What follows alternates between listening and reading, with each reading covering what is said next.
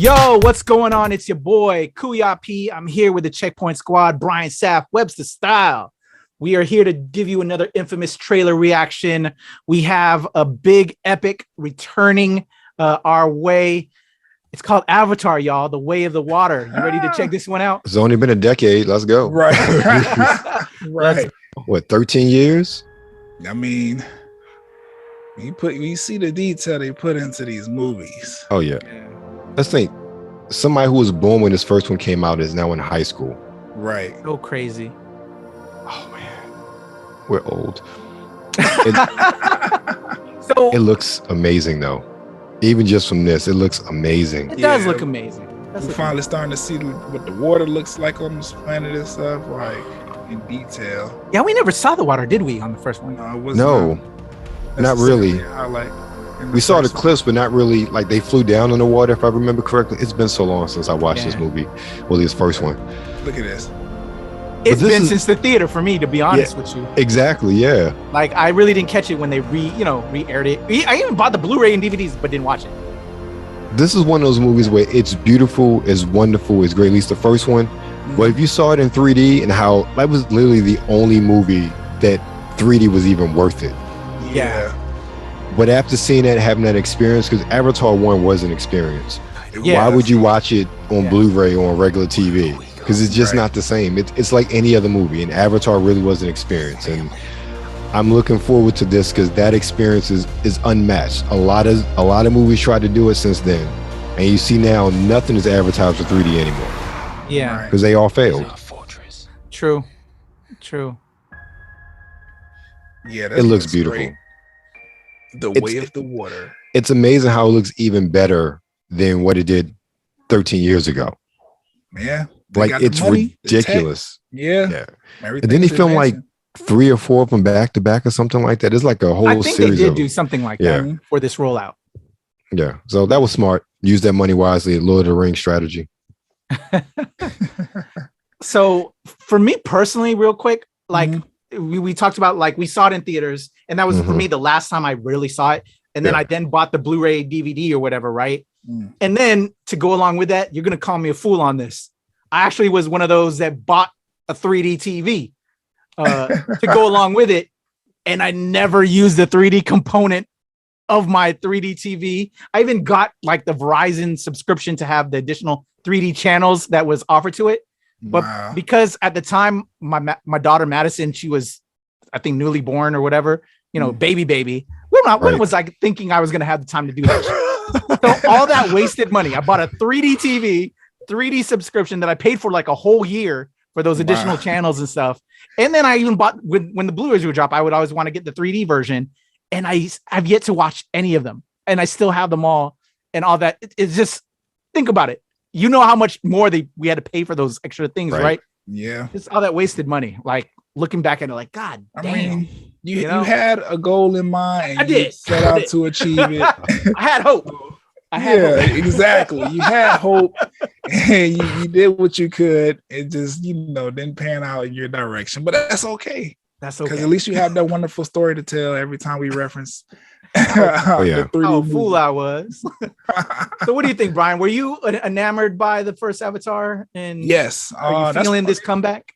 Yeah, like you said, it was one of the like premier reasons to see the movie. Or like Eldon said, the actual experience of Avatar with the 3D and all of the, the IMAX and everything. Like, I saw it on the big, Yeah. It was probably one of the first movies that I like sat through that was like past an hour and a half, because before Avatar they weren't really doing movies that. Like, Avatar was the first one where it's like, no, this is over 2 hours and it's all 3D and you're gonna enjoy it. And I did. So I'm especially a genre film like that.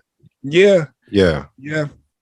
I'm looking forward to seeing this one when it comes out, especially we about to, get the whole water situations that, going into that. It looks like they're starting to industrialize a little bit on Pandora. So I'm like, okay, this is interesting. I like what the trailer has shown. Yeah, it looks like the story so far. Humans and the Na'vi are working together to build. So that's going to be interesting as well.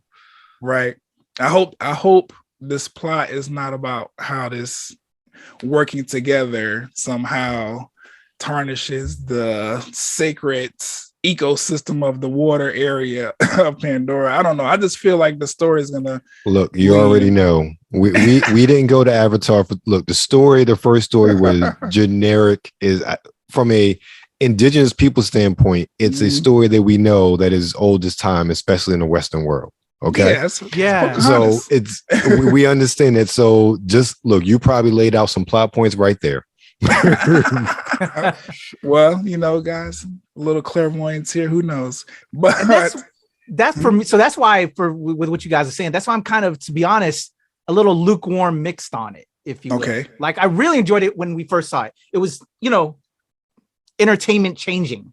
Right, in what we saw 3D wise and the way the delivery was.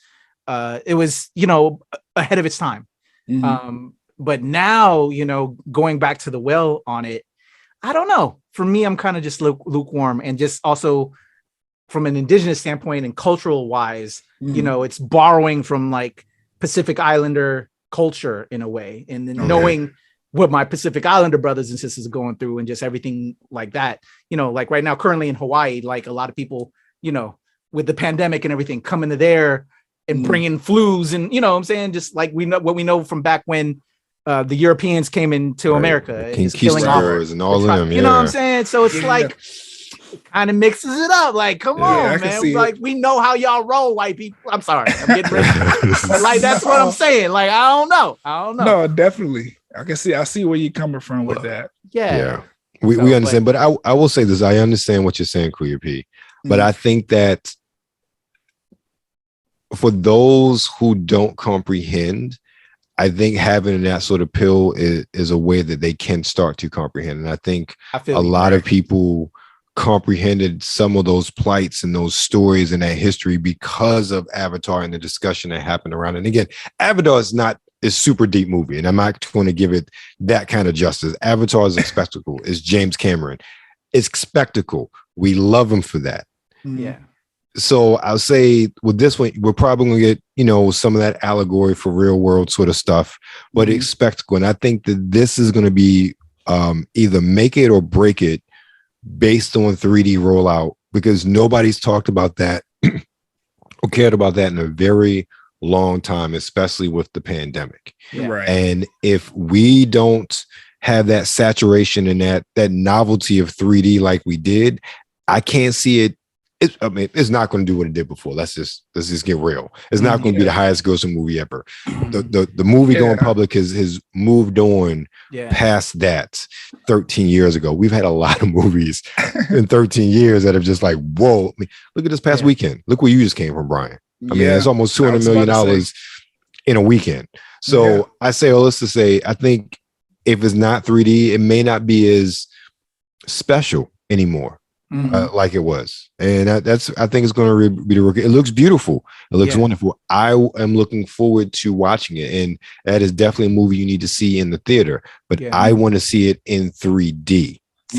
Same. Yeah, I think eventually. I don't know, because you make a point about them. Well, from what I saw anyway, they're not really labeling this as a 3D. Like, you need to see it. Real talk. So I hope that it doesn't take a decline or something, that there's not a level of, I don't know, callousness there when it comes to that, because that was something that drew everybody into the theaters. Like they were shooting this movie specifically to be made in 3D. Like all of the other renders were literally like, we had to tone it down just to get it on the 2D screen or whatever. Right. So hopefully they do keep that same element there, because that's probably part of the reason why I'm going to be going to the theater. I like seeing 3D movies. Yeah, same. I'm with you on. I didn't even think about how you amazing point. They did again in this marketing. They didn't really advertise, like you said, about it being in, not that it was going to be in 3D, because there was the push the last go round. So I can't even imagine seeing this not in 3D. Like with everything we're saying, what? And I hope they're not relying on us as consumers to be like, oh no, I have to go see it in 3D. Like, no, you need to tell me that there's some things that I'm going to see in 3D that I'm not going to see in regular 2D, because if I'm gonna pay the extra money for those glasses, I need to get what I can get. And now, like Webster Styles said earlier, with the evolution of the 3D technology in these movies nowadays, it's gone, past just regular 3D. Like some of these movies, they're expanded in a way that they only fit on IMAX screens or the 4X screens too. So I hope they come with it, because to Webster Styles' point, like these stories are not necessarily like groundbreaking. Like we're gonna get what we expect. So I hope they surprise us in other ways, especially as far as the production is concerned. Yeah. Right. Yeah. I will say this: if it's not in 3D, as much as I want to see it, I will seriously consider just waiting a 45-day window and having it show up on Disney Plus. So wherever's going to show up streaming. Yeah, where would it be? Yeah. What is? Oh wait, that is a Disney. It's Disney, yeah. Okay, but there's a lot of rigmarole with some of those old Fox properties as far as streaming rights. So and since Avatar has been gestating for so long, who knows who owns the streaming rights? That's true. This is going to be very interesting. I would see, but since it is Disney, I would see, like you said, Disney Plus or Hulu, since they also on Hulu as well. I figured Disney Plus because the first one's there already. So that would make sense. True. But if it's, I want to see it in theater, but I want to see it in 3D. And that's the biggest thing. I'm blown now in my head. Like, yo, I can't even imagine them not doing it. It's going to be crazy. I can't either. I wouldn't.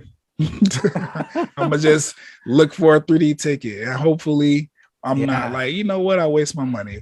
I don't see that, but it's possible because it's been 13 years. Wow. All right. Something to talk about. Let us know in the comments, y'all. And going back to the point where I was saying in regards to cultural characteristics, and I think to your point that you're saying, Webster Style, that at least it'll start the conversation. Yes. It ain't gonna dig in, which we know it's all about the spectacle, but at least it'll get people educated and at least inquire and hopefully learn more to better the world. That was one of the things about the whole, so it's been a 13-year gap in between this one and the first one.